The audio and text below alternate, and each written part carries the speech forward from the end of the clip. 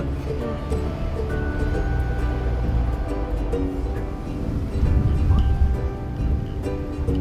道怖いの嫌や。結構遅い。怖い。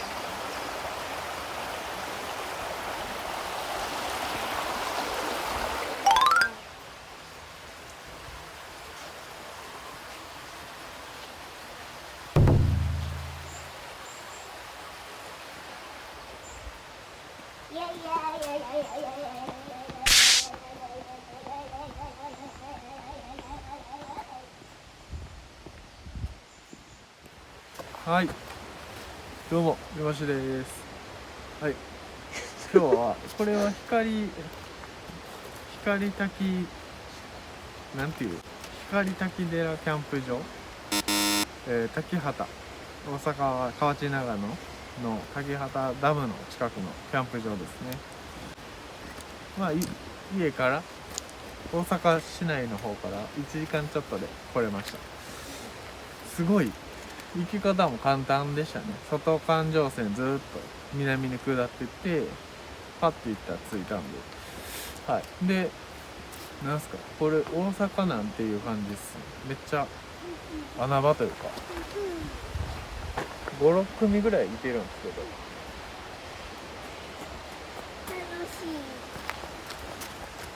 ど、すごい山登ってきたからかすごい寒いです。14度って書いてましたね。はい、で川もね綺麗ですよね結構。まあ、ちょっと今からタープ設営して、はい、ちょっとまったりデイキャンプなんで今日はゆっくり過ごせます。はい。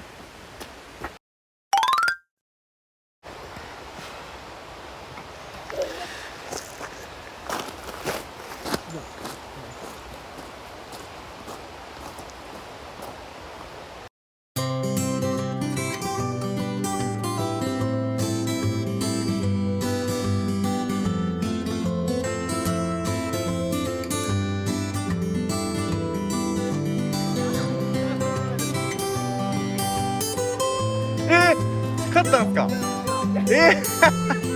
しかもでかいやつ